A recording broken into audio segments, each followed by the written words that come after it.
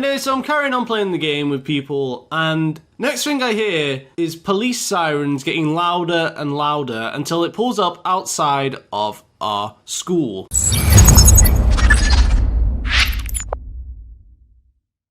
Alright, what's going on everyone? It's British Brad here. Welcome back to another video, and today I have a personal story about the worst thing I ever brought into school when I was a teenager. And to be fair, I'm actually quite lucky because according to my head teacher when I was in school, I was looking at getting instantly expelled from my classes and my school, which would have been really bad. And there wasn't really any schools within like the next 5 miles from where I live, so it would have been even more of a nightmare getting up for school than it already was. Real quick though guys, I wanted to say that I'm going to be of an active viewership of like I think 15 of you, which is, you know, in my eyes are pretty insane because these videos are just something I do as like for fun really and for my grandchildren when I get older. So yeah. If you're watching and enjoying the content, I'm glad, and I'm not going anywhere. But anyway, guys, I'm quite fond of telling crazy stories, and today is certainly no exception, so let's get into today's video.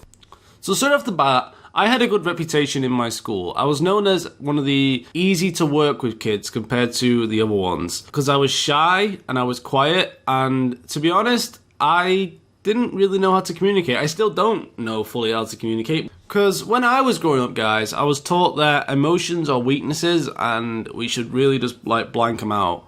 So that's why I don't cry in public. That's why I don't get upset whenever people are around me. I kind of just bottle it all up, which I know some of you are like, but Brad, that's not healthy. Why do you do that? And it's just my roots, guys. It's just the way I was brought up. I'm getting sidetracked. Anyway, let's get back to the story.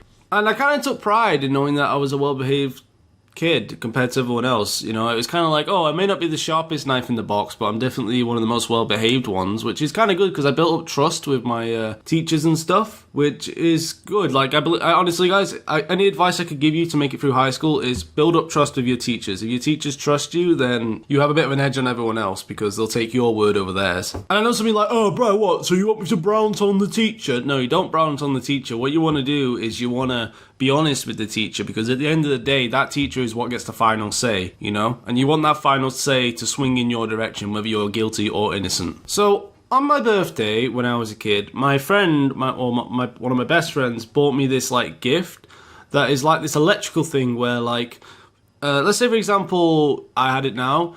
There's these little spots where you put your thumbs on it and the other person puts the thumbs on it and the machine picks randomly who it's going to electrocute, pretty much. Don't get me wrong, it's not deadly or anything, it's just a little zzz on the finger. It's quite fun, actually. Don't really know what happened to that thing, actually. So I, being the little savage I was, got the great idea of, oh hey, let's bring that into school and see what the other people think of it. Anyway, so the day starts off normally, you know, I was doing all my lessons and stuff, and when I was in school, you would get a 15-minute break, another lesson, and then an hour break, which was lunch. And then that was it. It was just lessons after that. The lunchtime rolls around and I pull this thing out of my bag and think, okay, let's go around and see what people think of this new device. And I rigged it so basically it would only electrocute them and not electrocute me because I don't want to get electrocuted in public. I don't know about you guys. Anyway, so I'm going around the whole like school field and I'm like, hey, put your fingers on this. You want to play a game? It shocks you if you lose. And they're going, oh yeah. It's like,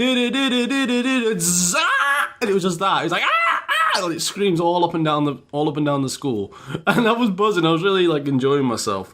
And this one kid in our school, he was known as like the alarm. We all call him the alarm because whenever you tell him anything, he's like, go straight to the teacher. Every time you tell him anything, he's just straight to the teacher. And as you could probably guess, he didn't have many friends when we were in school. So anyway, I go up to him and I'm like, oh hey, what's up? Do you want to play this game with me? Because at the time, guys, gotta remember, I thought it was allowed. Stuff like this was allowed in the school. I didn't know it wasn't allowed. And he goes, well, what is it? I said, well, it's basically, I put my thumb on this side, you put your thumb on that side. I press the button, it goes, and then what happens is one of us gets shocked, basically. And he goes, that's not very appropriate for school grounds. I said, yeah, I know it's not appropriate, but it's, you know, there's no rule saying you can't bring it in, so why not? And he goes, fine, I'll play it, but only if you rig it so I win. I said, alright, so I was pretending to like play around with it so it looks like he's gonna win. Anyway, so I pressed the button and it's going a little thing where it like changes its direction and it lands on him, because obviously I've rigged it so it lands on him, and it went and he went, ah!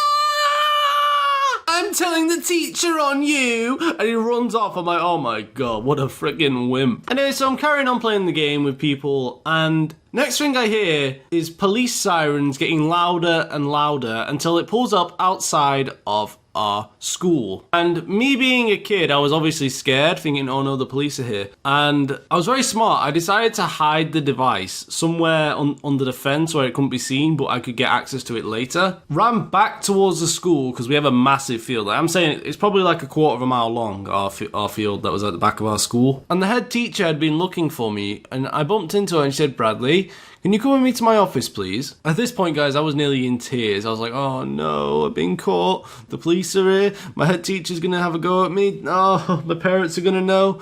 And I was really like sad because again, guys, I was one of those shy kids that didn't want to get into trouble with anyone. That's just the way I was. So she walks me to her office and sits me down and says, the police are here and apparently you've brought in a taser, a tase gun. I said, oh no, I would never bring something like that in. Really? Well, that kid I mentioned earlier, guys, I don't know, I'm not going to give him a name, he doesn't even deserve a name, said that you brought in a taser to the school, a weapon, a concealed weapon into our school.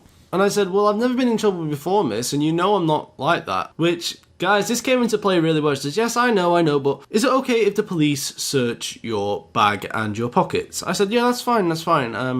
Anyway, so the police come into the office and they said, are you Bradley? I said, yes. All right, well, just stand outside and we're going to look through all your stuff. I said, no, that's fine.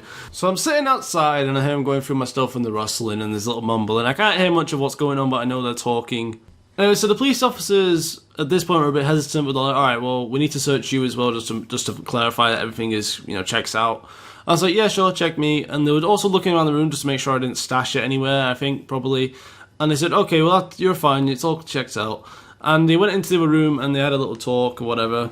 And I got let out. They just said, all right, well, we have nothing. We can't find a taser on you. It's clear that you don't have some kind of concealed weapon on you, so we'll let you go. But the best part about this story is I got away with it, and the kid, the walking, talking alarm, as we call him, got called in and got a verbal warning from the head teacher saying if he makes a joke like that again and the police are called, he will be suspended.